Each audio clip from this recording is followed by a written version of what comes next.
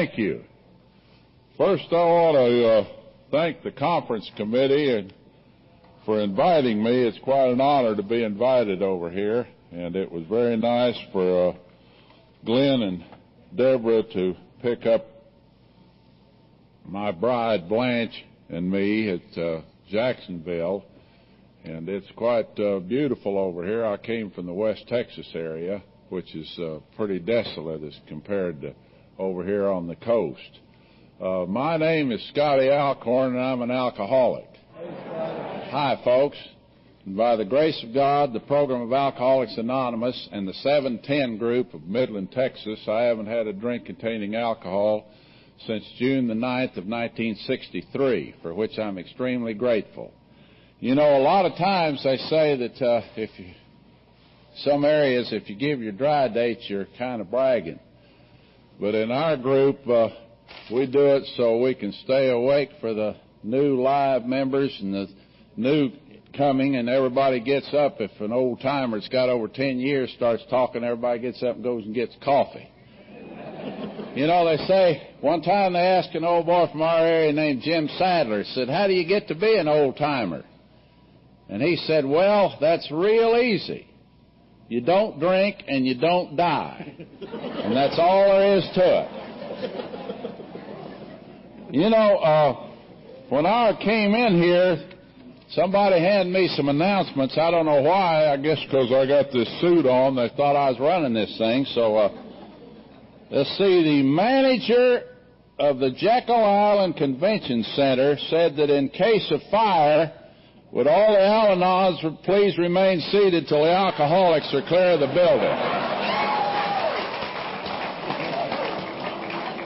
Thank you. I hope you will comply.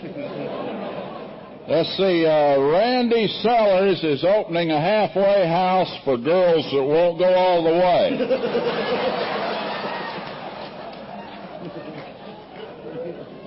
You know, Randy really looked nice when he got all dressed up here, you know. Randy went down to that outfit.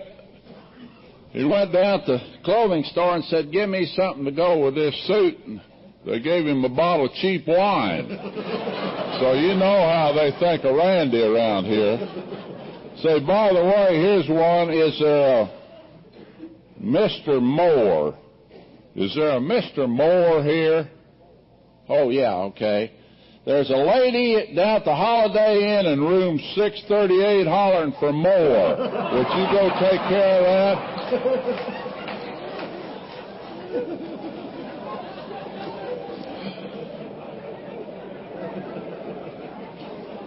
You know, my wife, Blanche, travels with me all the time. She's my group conscience, so I have to take her with me. She's sitting right over there in the green. There's my wife, Blanche. She always sits.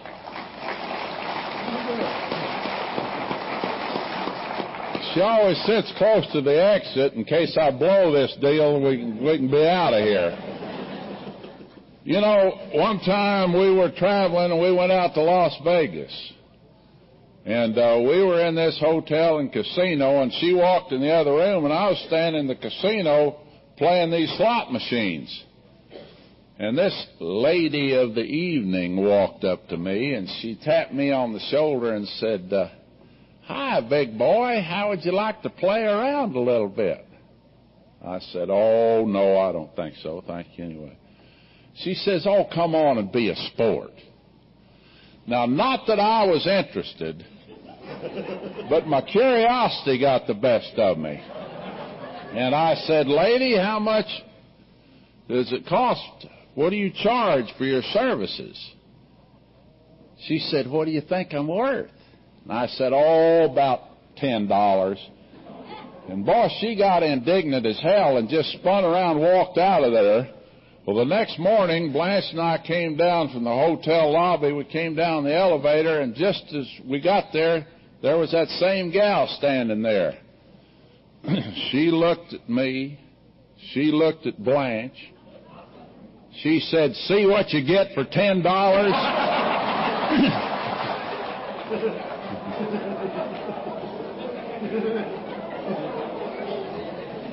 Now, I told that story one time up in North Carolina, and after it was over, this little old lady came up to Blanche, and she said, I think that's terrible, his talking about you like that.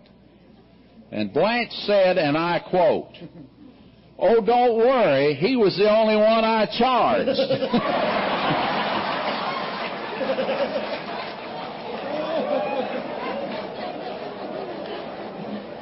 Well, let's see, here's one. A man walked into the doctor's office and said, I can't pee. The doctor said, how old are you? He said, 93. The doctor said, you've peed enough.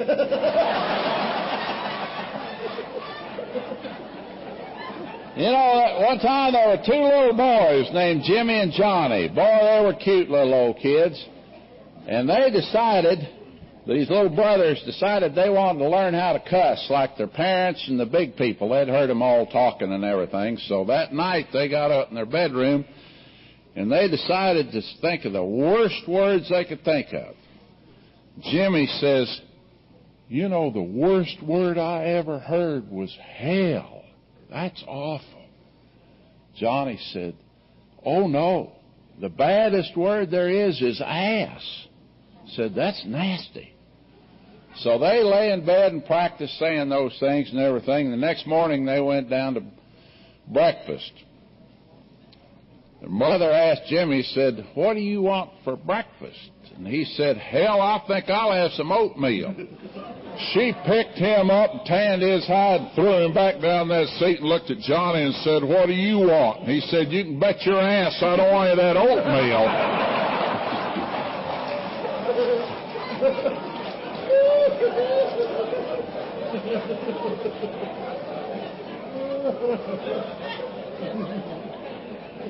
Let's see, a man got a vasectomy at Sears Roebuck, and every time he got romantically involved, the garage door went up.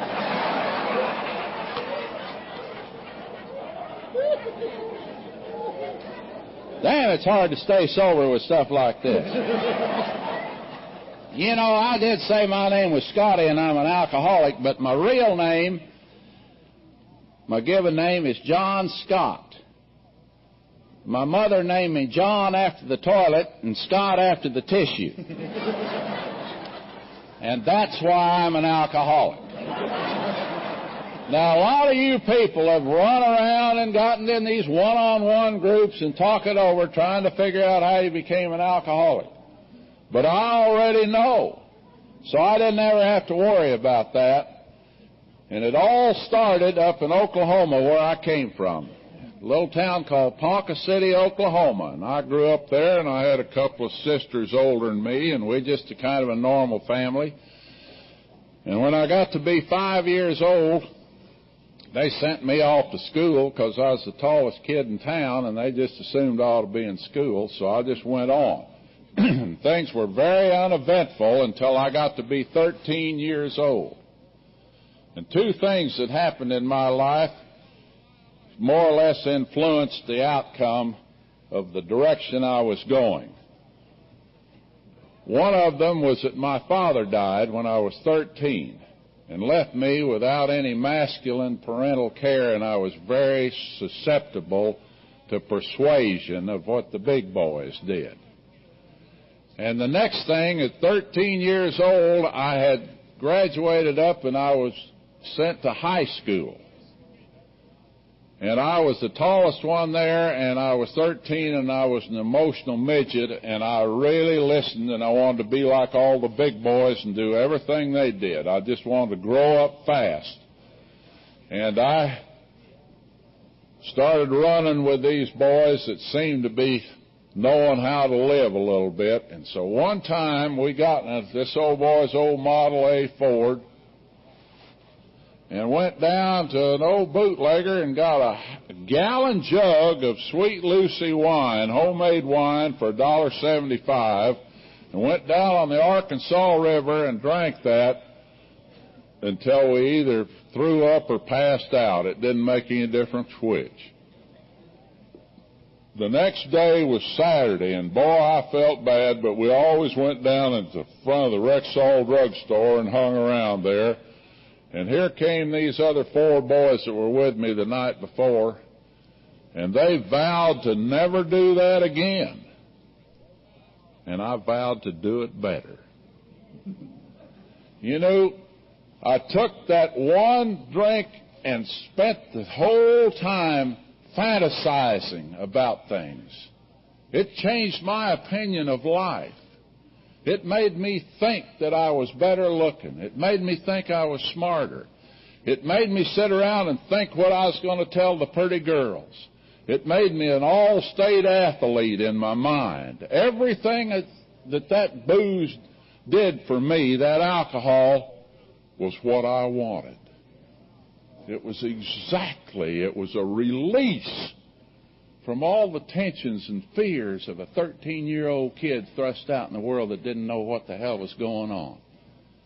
I absolutely loved that feeling. I went on through high school, and I did some experimental drinking, ha-ha drinking and all that, and that was about it. And when I graduated from high school in 1942, some of you are white-headed and can remember this time, World War II was going on, and that was one of the most popular wars that ever came along. It was just really, people were lining up to go get in it. Everybody just really idolized the servicemen, and the movies were free, and everybody would give you, the Red Cross would give you donuts whether you wanted them or not, and everything else. And I went into the Navy. And during the time I was in the Navy, it was rather acceptable to drink. If you were rather passive, you could just get along, and the MPs and the SPs would get you back to your ship or your base, whatever it was, with no trouble, and you just got along. I would call that military drinking. And I did that because everybody else did, and it was kind of acceptable. I got out of the service after it was over, and I was fortunate enough to qualify to go to college on the GI Bill. Now, that reason I did that was because they were going to pay me to go to college. So I thought that's the best deal I ever had. So I went to the University of Oklahoma in my home state, and all the time I was there, I was on the silver cure. You know, I'd just drink till I'd run out of money. That was real simple. When you don't have any money, you don't drink. And you know, I hadn't learned how to get credit yet, you know, and write hot checks and do certain things. So when I ran out of money, I just quit drinking. And at that time, after World War II, they couldn't keep up with the servicemen coming home. They had a lot of green beer. And we had some called Silver Fox beer. It tasted like part of the fox was still in it. And it was so green you didn't ever want to sneeze in public because bad things had happened when you drank that beer. Well, I rocked around there and got a degree in geological engineering from the University of Oklahoma and went to work for an oil company, and they sent me to Midland, Texas in 1950. And I was sent down there, and I was given an opportunity to work in the oil fields. Midland, Texas, over there you handle the oil fields from Abilene, Texas to Roswell, New Mexico, in a huge semi-arid climate out there, which is about good for a little dryland cotton farming and a lot of oil. So they sent me over by Hobbs, New Mexico, to look after some of these drilling rigs for this company I was working for. Well, see, there I was with a good paycheck in a company car in Hobbs, New Mexico, that had open bars, guitar music, and dirty-legged women. And it was pretty exciting for an old boy like me. Well, I'll tell you about Hobbs. One time, they had a beauty contest in Hobbs, and nobody won. Some little old girl came in third, and that's about all they could do, and they gave her the prize and went on and took care of that. But so that's the kind of town Hobbs was in. It didn't help your intellect too much to be around Hobbs. Well, as long as you did your job in that part of the country and in that time of the year, if you stayed out by the drilling rig and did your work and called in the morning report, they kind of allowed you or expected you to. They never did actually tell you it's all right, but they condoned drinking in the oil field. And you could just, everybody could kind of get away with it that wanted to drink, and it seemed like I wanted to drink, and I got away with it, and I call that oil field drinking. You know, they have all kinds of drinking. That's oil field drinking. That's pretty tough in that part of the days. Well, in my life, I was getting settled down, and I decided to go back to Oklahoma and marry this old gal I'd gone with for some time up there, and we brought her back down to Midland, and as a result of this marriage, we had a daughter. And right then, something bad happened in my life.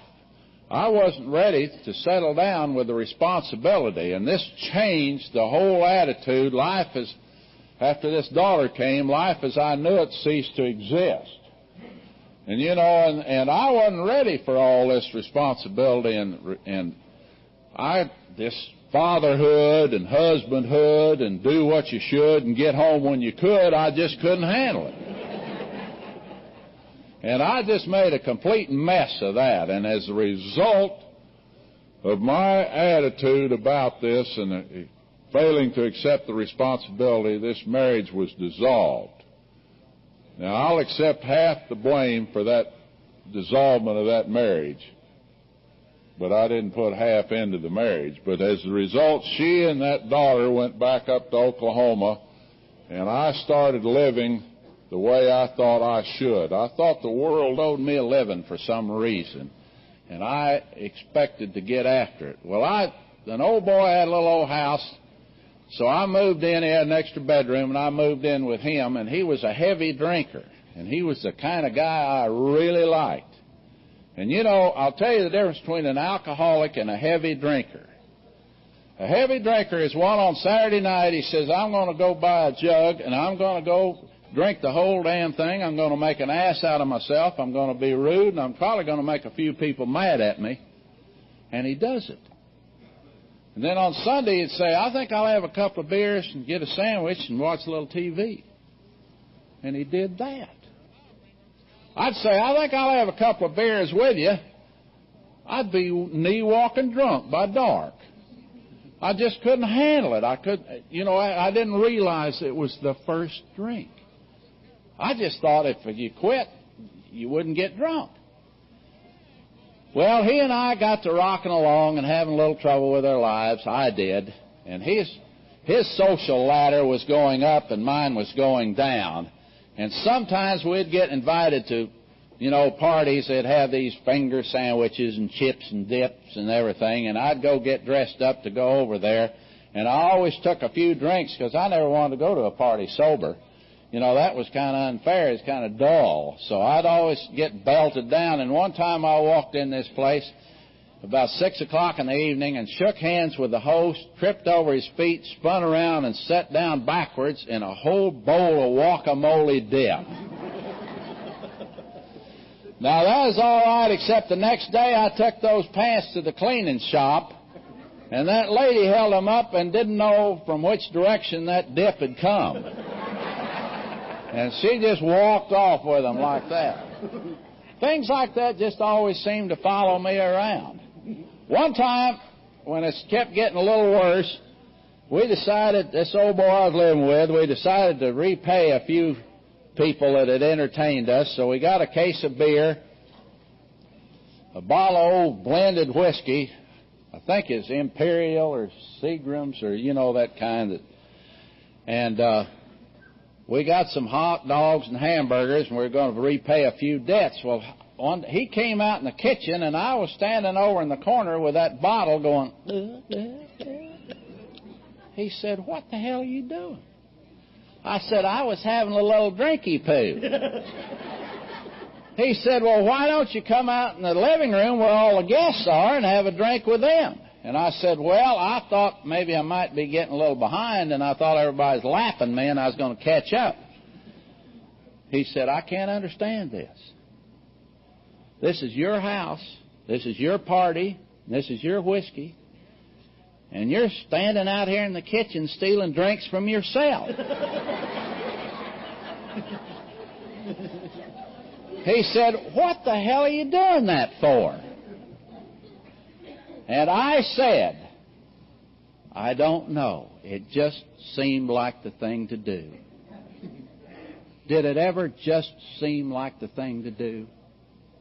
You know, these drunks that pull some of the most ridiculous things, and you've all done it, when you did it, it seemed so logical. But then when somebody asks you why you did it, all you can say is, it just seemed like the thing to do. And you know, the only place I've ever found people that understood was in AA. Because you tell a civilian, after you've run over his darn mailbox on purpose, that it just seemed like the thing to do, he doesn't quite understand. But you'll say it in an AA meeting, and everybody, oh yeah, I know, yeah, oh, I did that. Well, as I say, this old boy was kind of drifting away from me. He was kind of wanting me to saturate his ass with my absence, and so he was moving on up the social ladder. And I found a place in Midland, and every darn town in the United States has an old watering hole that y'all like to hang around. And this was a combination beer joint and honky-tonk named the Club Samoa. And I'll tell you how urbane this place was.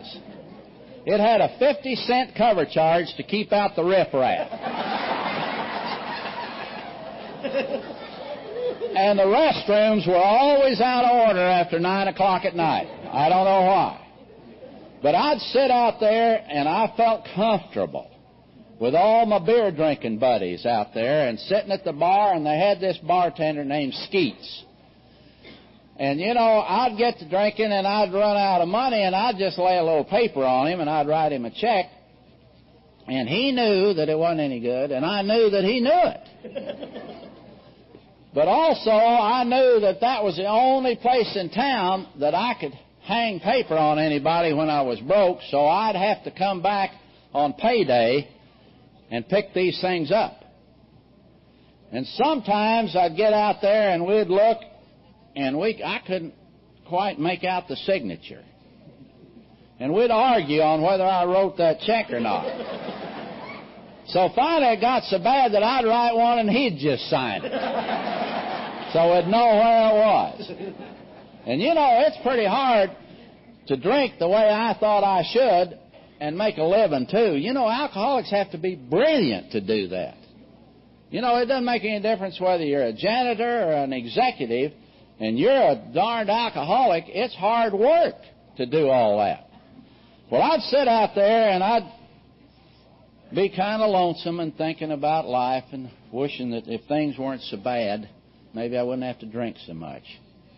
And bad things would start happening in my life. Things that I didn't feel as though I had any control over, and it started bothering me. And the greatest bugaboo of all that happens to every alcoholic, every single alcoholic, that may be what binds us the most, is that utter, consuming feeling of loneliness. That damn stuff started coming in around me, that loneliness, where I'd just cry out I was so lonely. And I'd be around people and I was lonely. And you know, you talk to people in AA, they understand, and Al-Anons understand it too.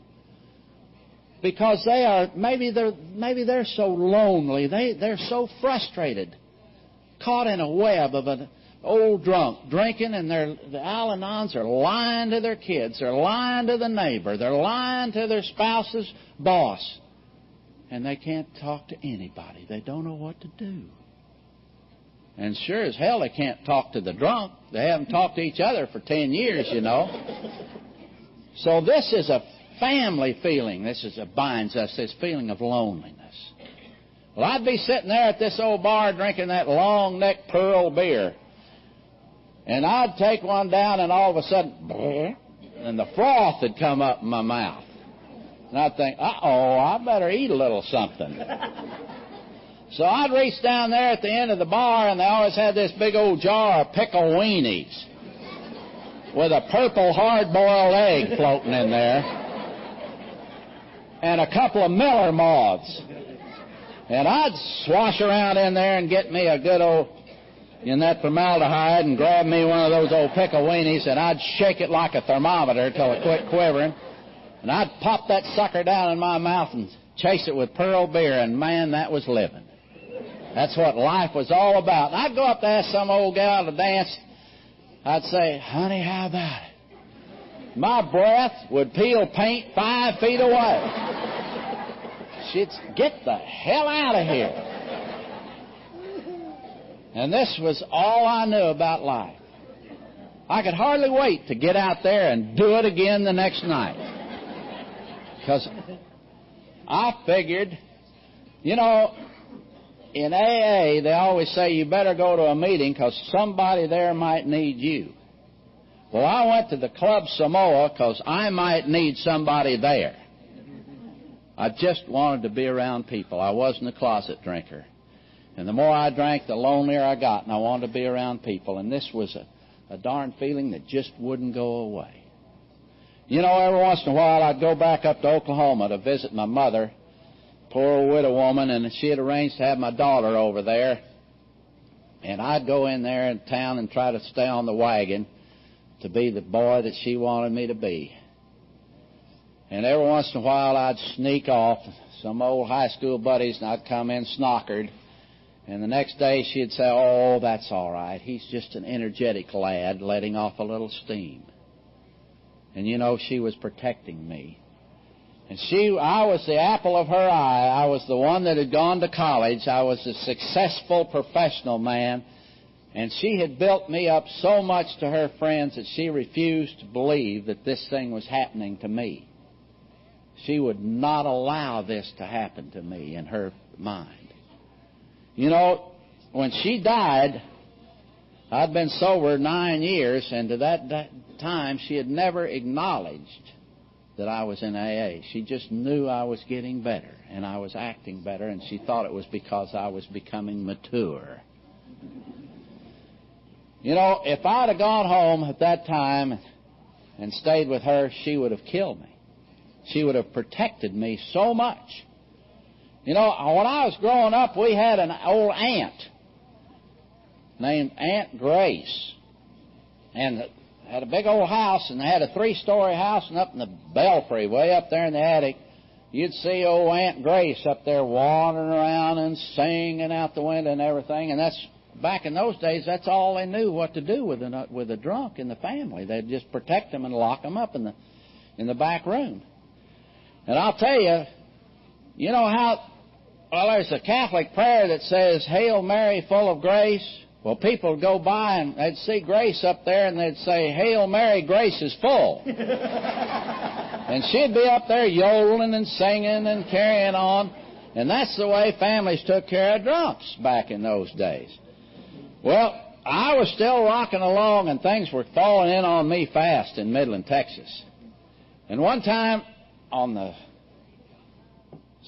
New Year's Eve in 1962, it came out in the radio and in the newspapers that if anybody had too much to drink and didn't want to drive their car home, they could call the police department and the police would take them home, no questions asked. Well, in April, I called them again from the Club Samoa, and here they came, you know, and here's an old beer joint, honky-tonk, and the door flies open, and here comes a cop, and everybody just hiding out for this darn thing. They'd say, no, don't worry about it, we came to get Scotty. Oh, him. Yeah, he's over there. Well, usually this real nice cop would come out there and get me and take me home and help me in the car, and sometimes he'd get me in the house and even take my shoes off. Well, this time I got the other cop. Okay, so we take out and we get the car. He says, now don't puke, you son of a bitch. So we get in the car and he says, Scotty, I want to tell you something. We've been talking about you down at the police station. And we've decided that we're not going to run any more taxi service for you. So this is it. From now on, when you want to get home, you're on your own. And he got up in front of where I was living and just threw me out and went on. Well, now it's so bad I couldn't even get picked up by the police. It was just awful. This guy had asked me that he said, Scotty, I think you're going crazy. You're doing things that just don't make sense. And I think you ought to do something. I don't know what it is. I don't know what you ought to do, but I can't look after you anymore. You've got to move out. And at the same time, my job was terminated. Isn't that nice? My job was terminated. That's the way it said on my resume. There I was. I had no place to go, no job, no money. The cops wouldn't even pick me up. And I was getting ready to go home to Mama. A 37-year-old man going to pile in on that old widow woman.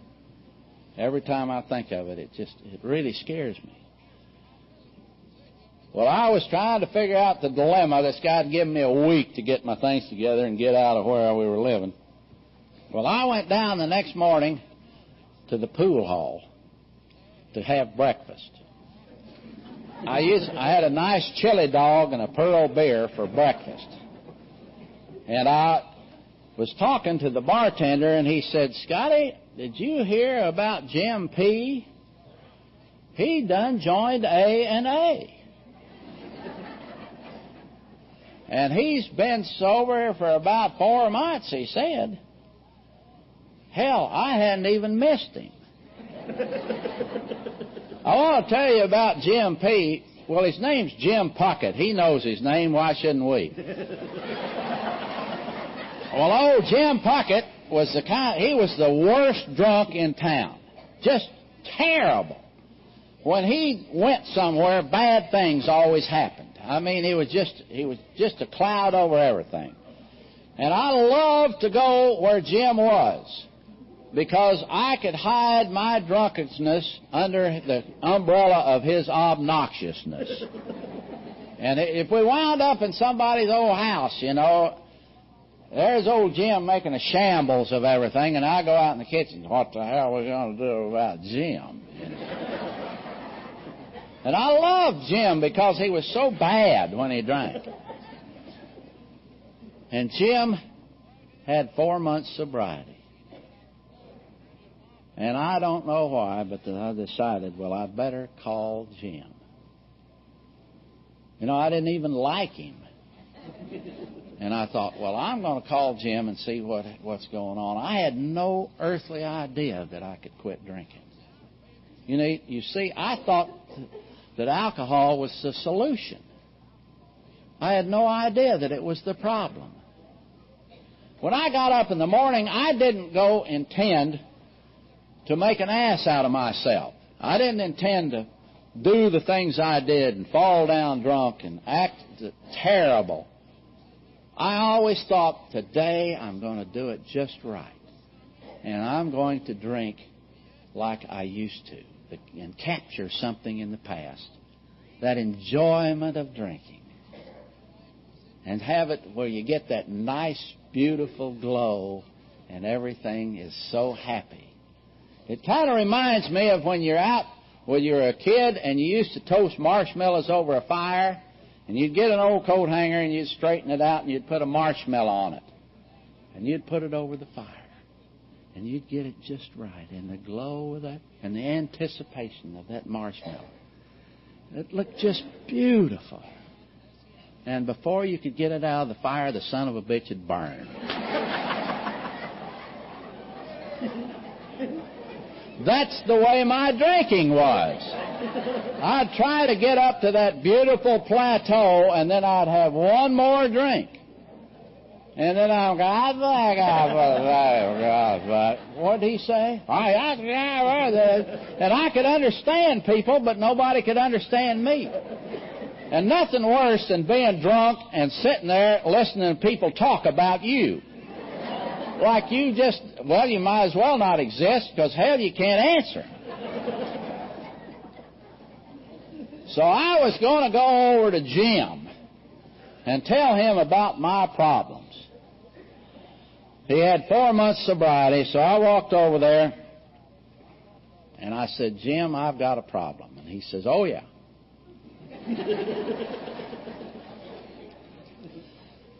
I started talking to him about the terrible way I've got in my life. And, you know, here I was. I didn't even know this guy. I didn't even know about AA. I didn't know anything about it. And I start, for some reason, the chemistry is there. I start confiding in him. You know, I lived over there in that house, shared that house with that old boy, and I wouldn't confide in him. I wouldn't confide in my boss, my mother, or anything else. And here's this old confessed drunk.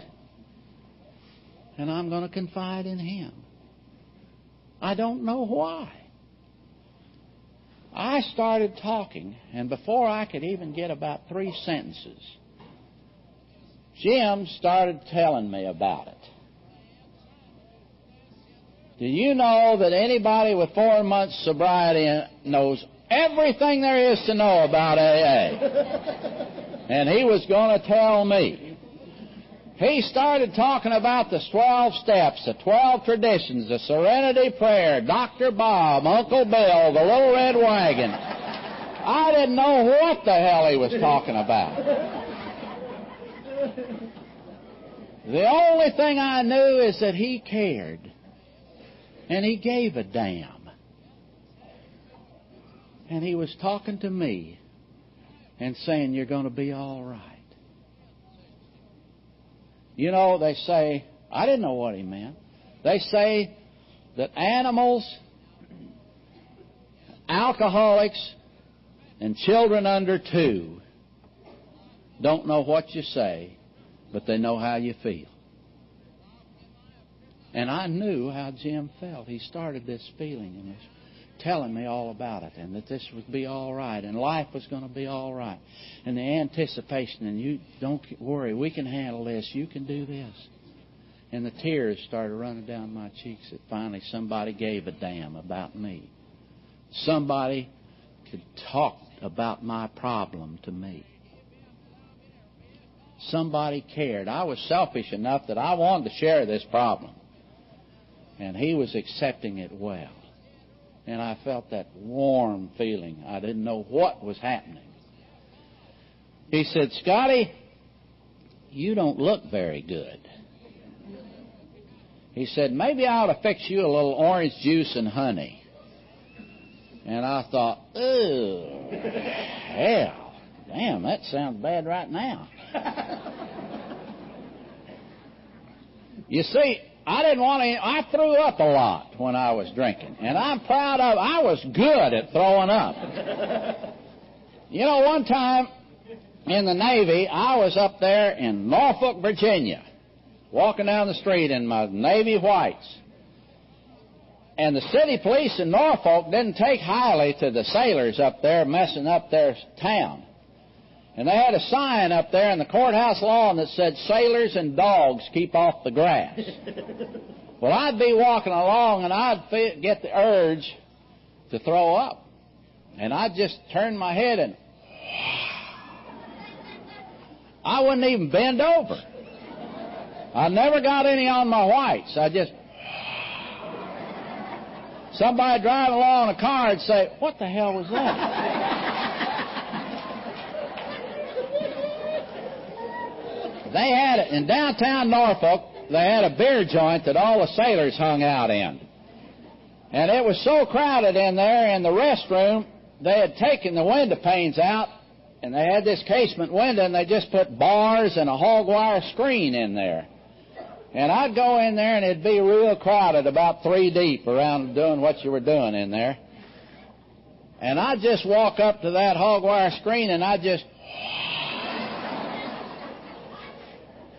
Now, that was all right if you hadn't been eating spaghetti. And that just made a hell of a mess in there. And I'd run out of that old restroom and I'd grab the bartender, and some damn sailor puked in there. And they had an old green garden hose right in there, and he'd just turn it on and he'd water everybody down, you know. Everybody out there would come out wet where he's washing that spaghetti off the... One time at the Club Samoa, I was sitting there solving the problems of the world at the bar, and this little old boy took exception to me, as they always did in a bar. He said, "I don't like your face." And I said, "Well, it's the only one I got." "You're kind of smart aleck, aren't you?" And I said, "No, I'm just stating the fact." And he says, "Well, come on outside. I want to get a piece of you, you know." Well, hell, we went out the side door of the Club Samoa, and, you know, everybody in there always bails out, "Fight, fight, fight." So we all go out there, and this old boy's serious. I mean, he's bobbing and weaving. And I just throw up. That old boy, good God Almighty.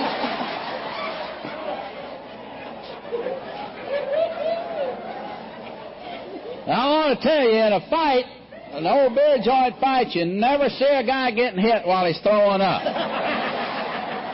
Now, any of you that plan on going out and getting a postgraduate work, remember that. You won't get hit. I walked back in the Samoa, and this, "You get away from me." Hell, everybody gave me a lot of room. Well, I told Jim I didn't want any orange juice and honey, because it wouldn't go. Because honey won't let go. I said, "I'm going to have to pass that, Jim."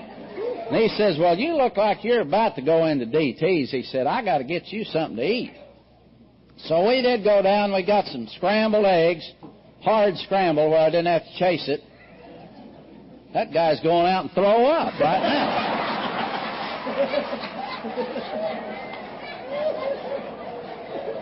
So I got the hard-boiled eggs and some dried toast, and I did drink a little orange juice and got my stomach settled. And he said, "Scotty, there's an AA meeting tonight.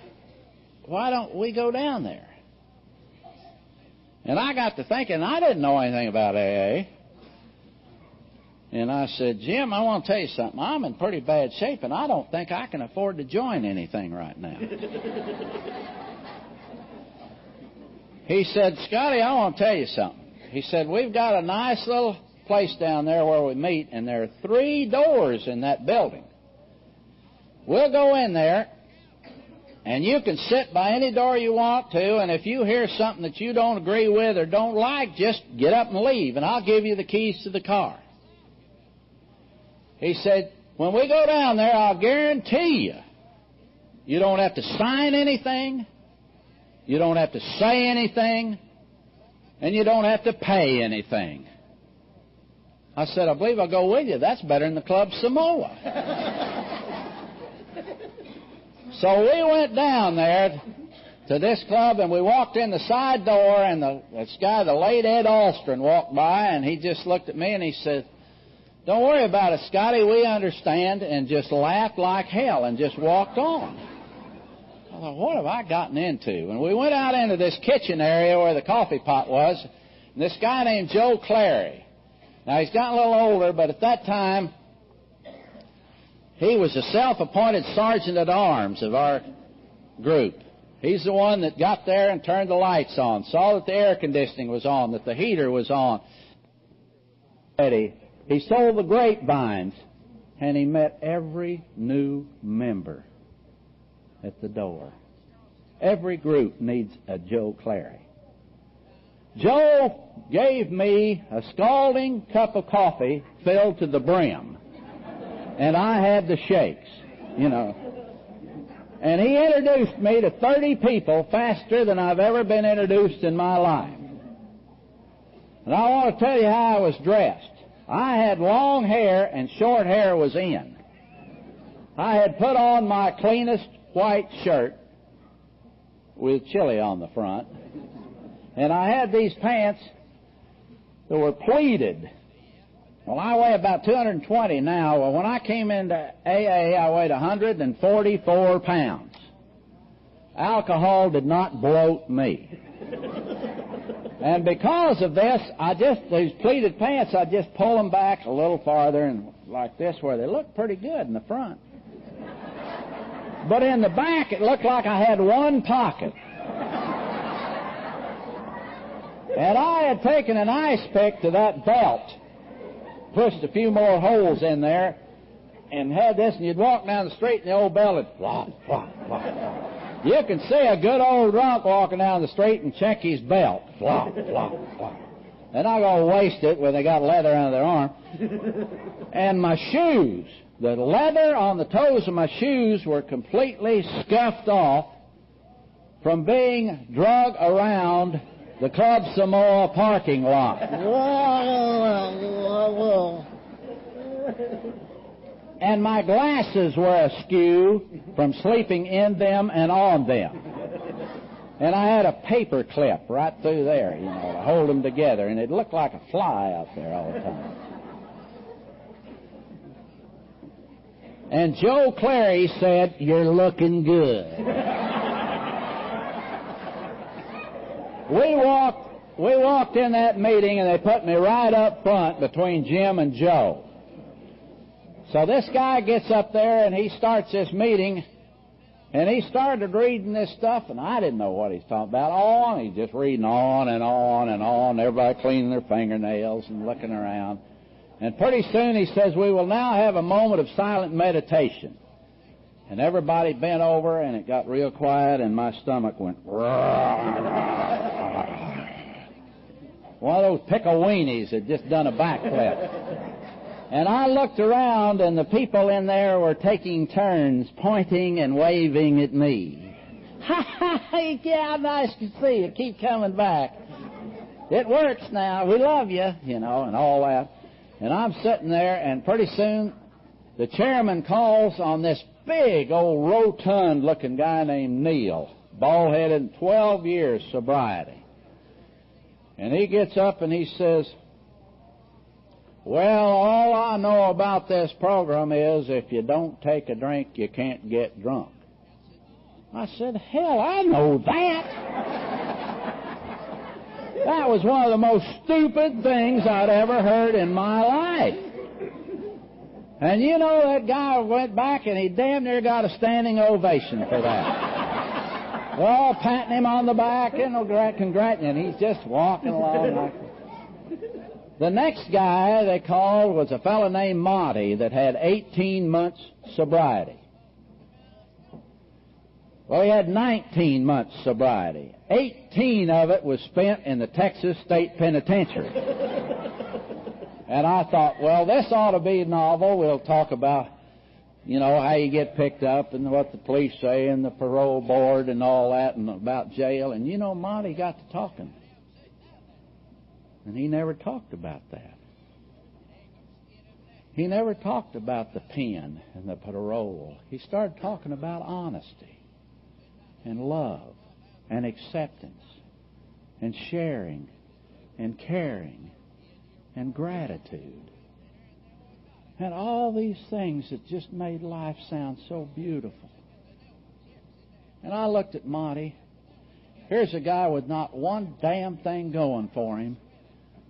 And he's so happy that he just could almost cry. And I thought, by golly, if Monty can do it, I'll sure as hell give it a try. The next guy that got up was all these groups have them. He was a big book quoter. And he would get up there in all his resplendent glory and say, "And in the big book." And he would quote chapter and verse. And you ever notice the longer they're sober, the longer they'll hold that pose? And in the big book. And he was pointing kind of out that door, and I looked out there down the hall. There was a door out in there.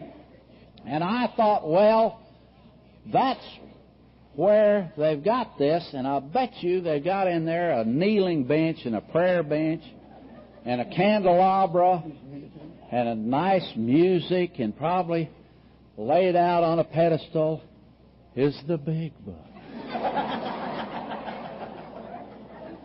And if I'm sober long enough, maybe they will let me sign up where I can go in and read these things out of the big book. Well, I want to tell you something. About 4 days later, I got up enough nerve and I opened that door, and it was the damn furnace. Now, I'll tell you, for anybody that may be here, this is the big book. It isn't the good book, although it is good. It's the gospel according to Jack Daniels is what it is. And it was written in 1939 by Bill Wilson and the 100 Founding Fathers in all perpetuity, so anyone following can read the big book and never to this day find anything out of date in the big book. It's just there. Well, after that, they decided they were going to pass the plate. And the guy said, if you don't have $1, take one. And I wanted one. But I was too embarrassed. I'd drunk all that free coffee, and I had the Arbuckle thumps right then. And I looked across the aisle, and this guy sitting there, and he just put his hand down that basket and shook all those dollar bills up and smiled and handed it on. So I did that. We got all through, and they said, we will now stand, hold hands, and say the Lord's Prayer. And we got up, and there were 31 of us in there. And it got real quiet. And we started praying. And out in West Texas, people talk slow. And they pray slow. And as we were saying the Lord's Prayer, there were gaps in the prayer. And you could hear the sound of silence in that prayer. And I got to thinking, here are 31 lousy drunks praying to God as they understand Him and meaning it. And I was praying right along with them. And right then, in that meeting, I felt the hand of God touch my shoulder. Something came over me of that feeling of cleanliness or whatever it was, or relief, or surrender, or submission. But to this day, over 26 years, and I've never had another drink of whiskey since that time. When we got through, Jim invited me to move in with him because I had no place to go. So I accepted moving in an old duplex. The next day, he said, well, we got to go to a meeting tonight, and I got off track when you called. But he said, we got to go by, and he said, I got to pick up some babies. I said, okay. I thought there's something about this program they hadn't explained to me. And he said, no. I thought they meant bimbos like they did over at Hobbs, you know. And he said, no, we call them babies. Someplace they call them pigeons. He said they're the new members. That when they come in, we help them through their most difficult days and bring them to AA, and sometimes they ask us to sponsor them, and he explained that. And he said, so I'm helping these people get to the meetings and making them feel comfortable. Jim had 4 months sobriety. We went by and picked up this old gal named Wanda. Weird Wanda. I want to tell you, Weird Wanda had 3 months sobriety. And she had read the big book. She had read this book, Sobriety and Beyond, and she was into reading palms and tea leaves. And she got in the car, and Jim says, well, we got to go pick up Bill. So we went on, and we went out this house, and here was a guy named Bill that had 2 months sobriety. He used to be a prize fighter, and he went like this a lot. the phone would ring and he'd go a couple of rounds. Well, Bill had 2 months sobriety, and he got in the back seat with the palm reader, and we're off and running, and he says, one more, and we're ready to go. And we went by this house and got this little old gal named Rosalie. She was 20 years old, and she was had been addicted to pills. And you know, in 1963, I had never seen anybody addicted to pills. I'd heard of people drinking aspirin and Coke when you were a kid, and it didn't make you do anything but pee. So here she comes, and her name was Rosalie, and she had a great big bouffant lavender hairdo. And gnats were flying around her. And she had 1 month sobriety.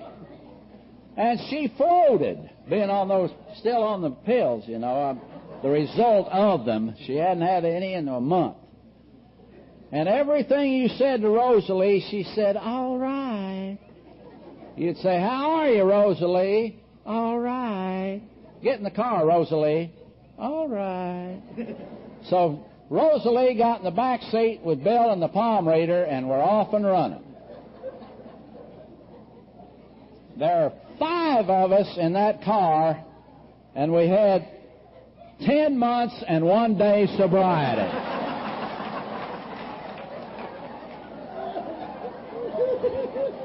We're riding along, and we look like a tree full of owls. Everybody just looking around.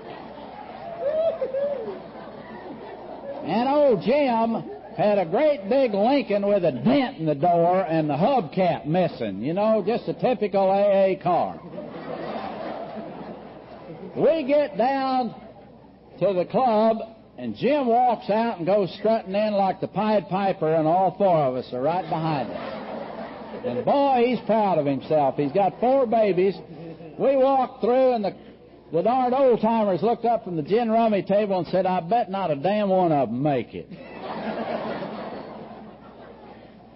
I like to tell this story for the people that might be new here. How many people are here for their first convention? Would you raise your hand, please? Look at that. Now, that's beautiful.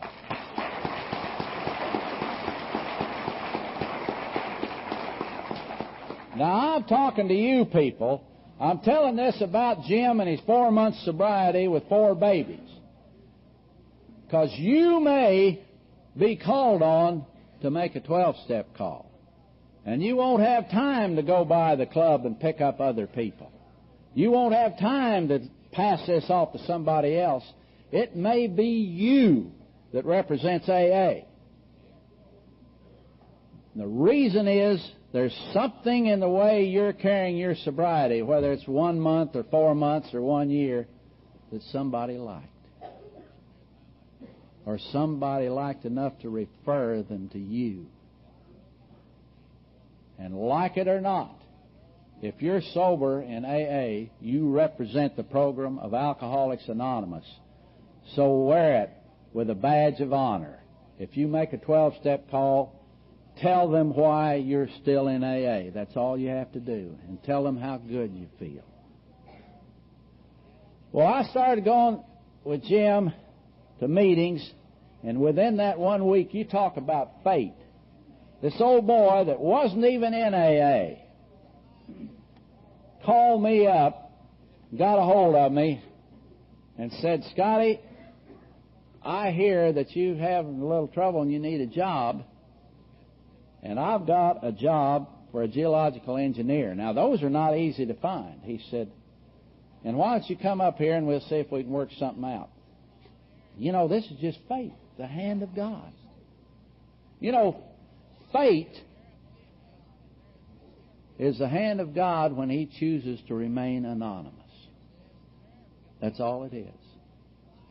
Well, I worked for that man for 5 years, knowing that if I ever got out of line that he might let me go, and that's what I needed at that time.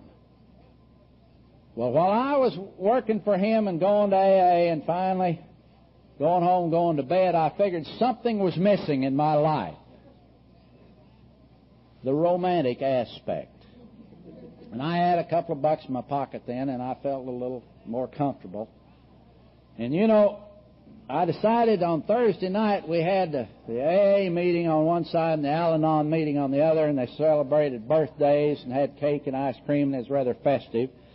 So I decided that night I'd go over on the Al-Anon side and scout around and see if I could find me a ripe one. And I went over there and looked around, and lo and behold, there was Blanchie. She had come down from Arkansas. She had gotten rid of an old, bad drunk. Didn't want anything to do with him, and she had moved to Midland, Texas, to try and get straightened out, and a friend of hers that was married invited her to stay until she could get on her feet, and there she was with a little 4-year-old boy under one arm and an Al-Anon book under the other arm, trying to clean up the wreckage of her past and doing what she could do to help herself along. And she didn't want another thing to do with a drunk, especially me. She was a smart ass. Well, I kept ogling that old gal and looking after her and everything and trying to say hello, and she'd throw that old nose up and everything. Well, this was in August. Well, in October, we had a Halloween dance.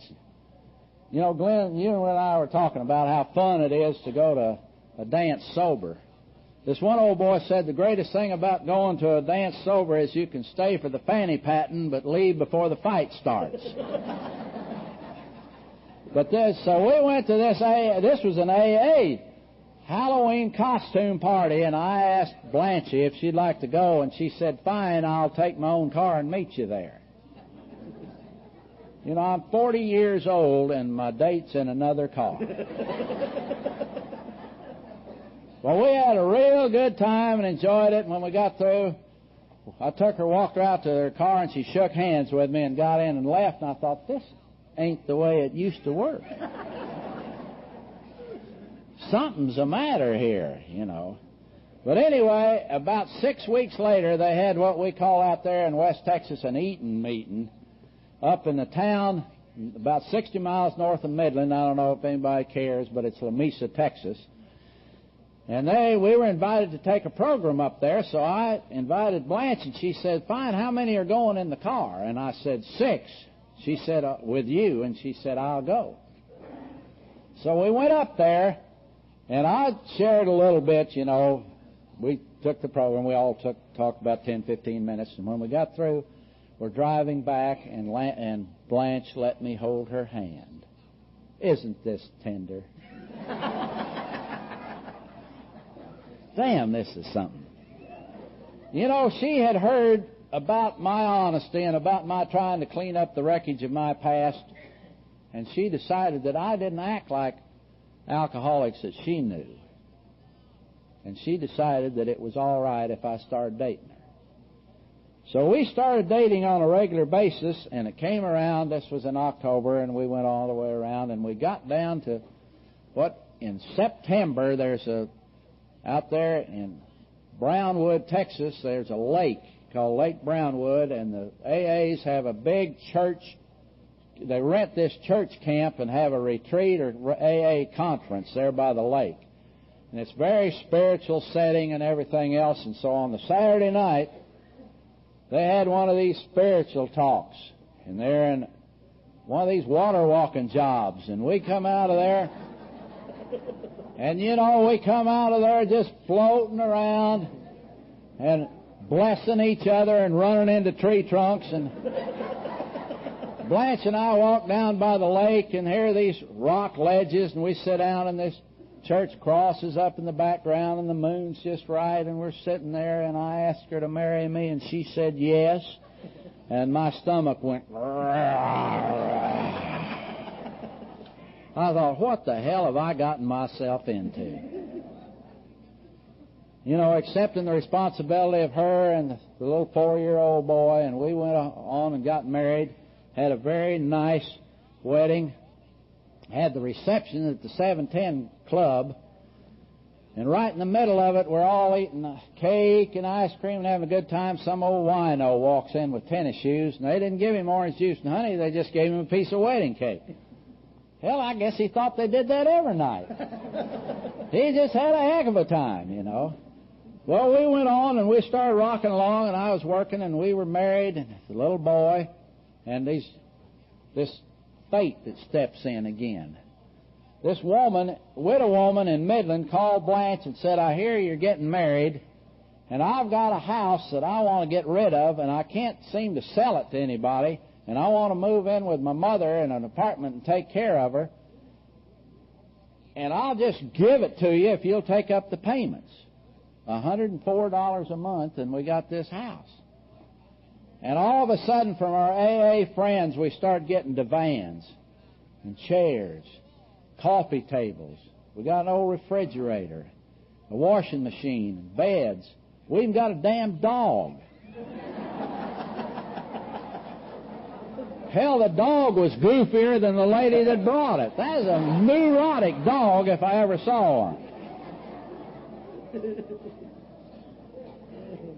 Well, Blanche is working and I'm working, and we're trying to do what we can and go to AA when we can. We got this 4-year-old boy, and so that next, about 6 months later, the phone rings. And from way back in my past, my 14-year-old daughter said, Daddy, I talked it over with Mother, and she said that if you and Blanche will have me, I can come and live with you and have the same kind of home life you have. Alcoholics Anonymous. One father, one mother, one husband, one wife, one daughter, one son, one dog. We all went by the same name, and to this day, in our house, we have never, ever allowed the word stepchild to be used. We're family. That's the way we work the program of Alcoholics Anonymous. That, to me, if you accept one, you accept them all, and that's it. You know, my daughter, we were fortunate enough when she graduated from high school that we sent her up to Texas Tech University, and she got a degree, and she married this old boy, which the marriage has since been dissolved, thank goodness. I don't have to practice tolerance for that bastard anymore.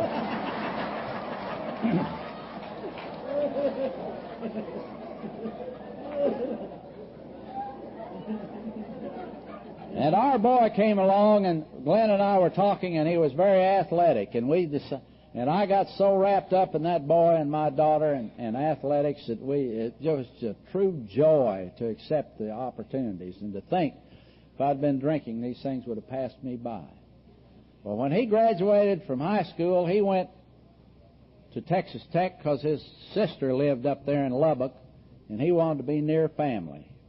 Well, he's gotten a degree, and he's now working for Texaco as a landman in New Orleans. My daughter is very well employed as an interior decorator in Lubbock, and we miss them. That's the way life is. We miss our children. You know, one time when my son was 16 years old, he was taking chemistry in high school, and I came home and went out in the backyard, and he was sitting there with a hammer driving worms into the ground. I said, "What are you doing?" He said, "Well, we mixed up this concoction in chemistry class, and you can take one drop and put it on a worm, and it'll make it just like a nail." I said, "Uh-huh."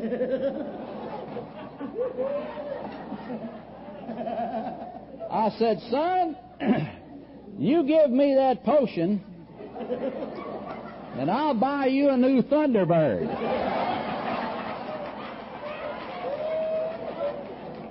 He said, "Okay." So the next morning he came in for breakfast and he looked out the window, and in the driveway was a brand new Cadillac. I said, "What do you think?" And he said, "I thought you said you were going to give me a Thunderbird." I said, "I did. It's in the garage. The Cadillac's from your mother."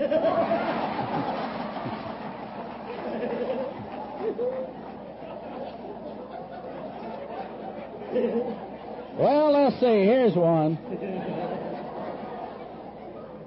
A drunk woke up after the San Francisco earthquake and said, "How in the hell am I going to pay for this?"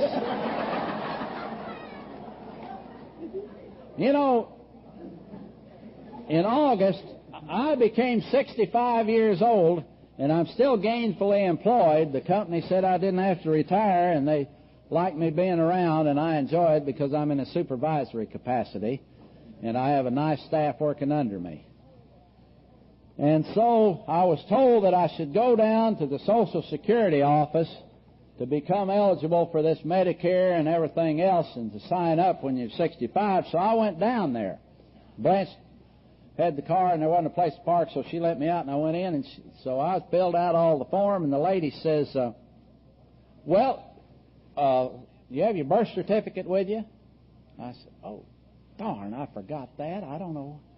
It's at home in the lockbox. I can get it for you." And she said, "Well, while I'm processing these papers, let me see your driver's license." And I reached back, and I'd left the darn thing in the car, and I'd forgot it. And I said, "I don't even have my driver's license with me." And she said, "Well, I'd like to get this going. Is there anything that you can prove that you're 65?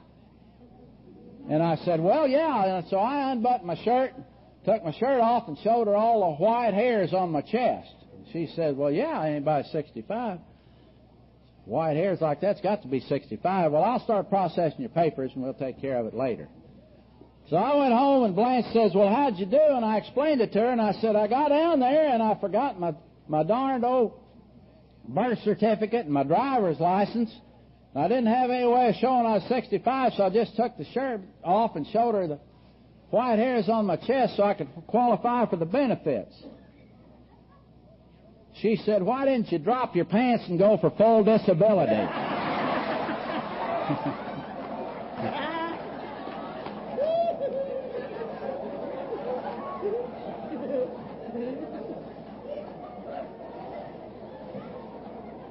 You know, we used to have an old boy in our group named Abe Brunel, and he was a little old sickly guy. He died about a couple of years ago, and he had 16, 18 years sobriety.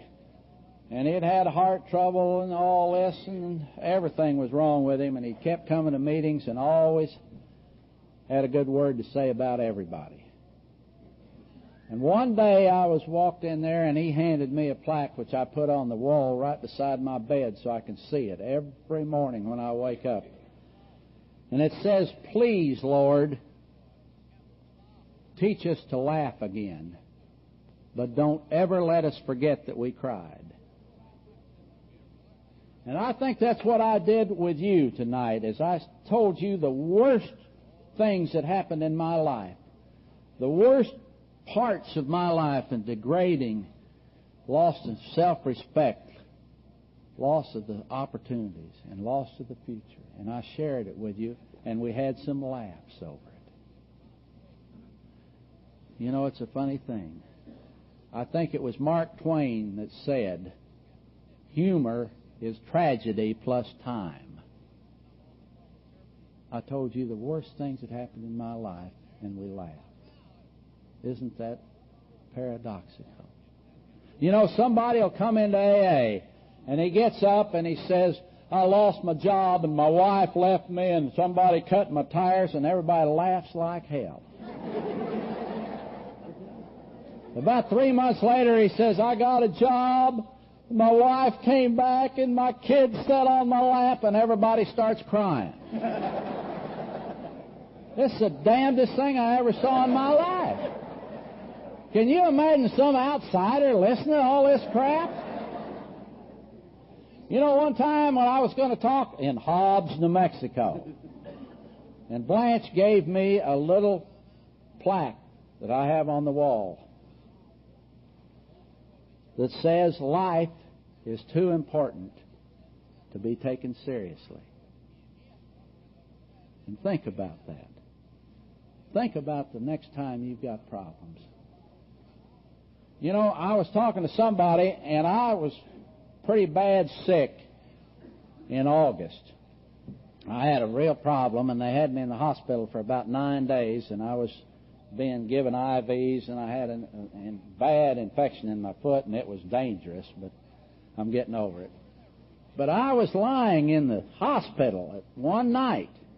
Blanche had left, and the minister used to come up there and talk to me, and some of the AA people and everything. And I was sitting there feeling sorry for myself. And the phone rang. And it was a real good AA friend of mine. Had 5 years sobriety, and he'd had a slip. And he wanted to talk to somebody that could console him and tell him what to do. I was sitting in this hospital feeling so sorry for myself. And a guy felt strong enough that he wanted my opinion and wanted me to talk to him. And all of a sudden, my problem wasn't bad anymore. All of a sudden, I could help somebody else. And the outlook of my life turned around that night. That I could practice AA and take it off of inward self and carry the message to somebody that still suffered. He did me the greatest favor in the world. Maybe he got drunk for me. Maybe that's the way it works.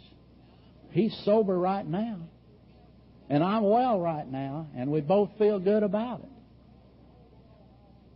One time, there was an old boy in our place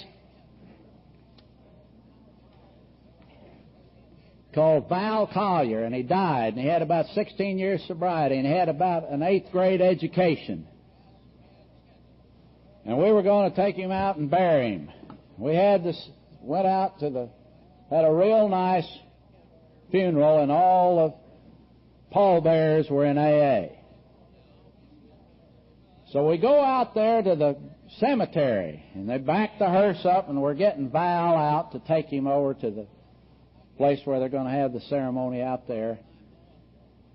And the funeral director's named Nooney Ellis, of all things, and he says, "All right, you fellas, everybody grab the casket with your right hand."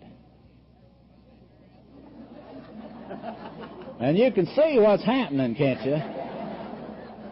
So we follow directions, in AA. They'll say, keep coming back. So we all grab, and we start going around in circles with this damn casket. Finally, I said, I was up in the front, and we were tripping over tombstones and everything, and finally I said, "Nooney, just get the hell out of the way. We'll take care of Val. We have to put him down and get started again." And we get over there, and when they get through, the last thing they'd said to finish the service, we said the Serenity Prayer. And we're walking back over to where the pallbearers were being carried back to town, and Nooney says, "You AAs are just like the mafia." And I said, "What do you mean?" He said, "You sure take care of each other, don't you?" I said, "I guess we do, Nooney. I guess we do." That's real nice to think of it.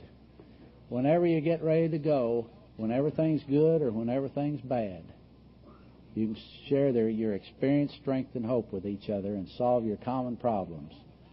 So you, too, can help others to recover from alcoholism. Blanche and I want to thank you for the opportunity. I've gotten mine over with. I'm going to thoroughly enjoy this weekend in Jekyll Island, Georgia. I'm going to play golf tomorrow. They're going to whip me like a Salvation Army drum. But I'm going to enjoy the hospitality and the friendship. And my name is Scotty, and I'm an alcoholic. My name's Scotty, and my wife's name's Blanche, and she's a black belt Al-Anon. And thank you for having us here.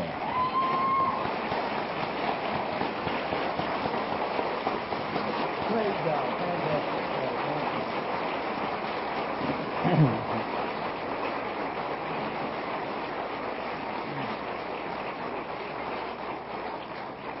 On behalf of the...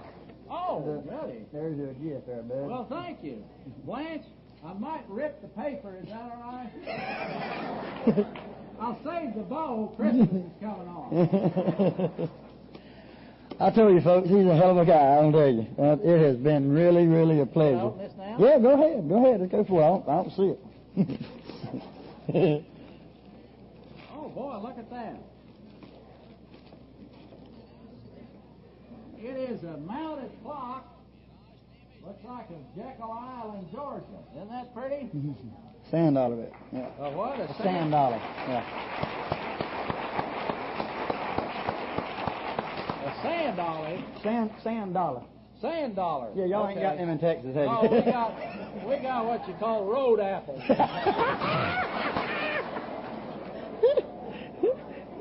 There it is. Isn't that nice? Yeah. Thank you very much. Glad to have you here, Scotty. If you will, would everybody stand? Let's dismiss with the Lord's Prayer.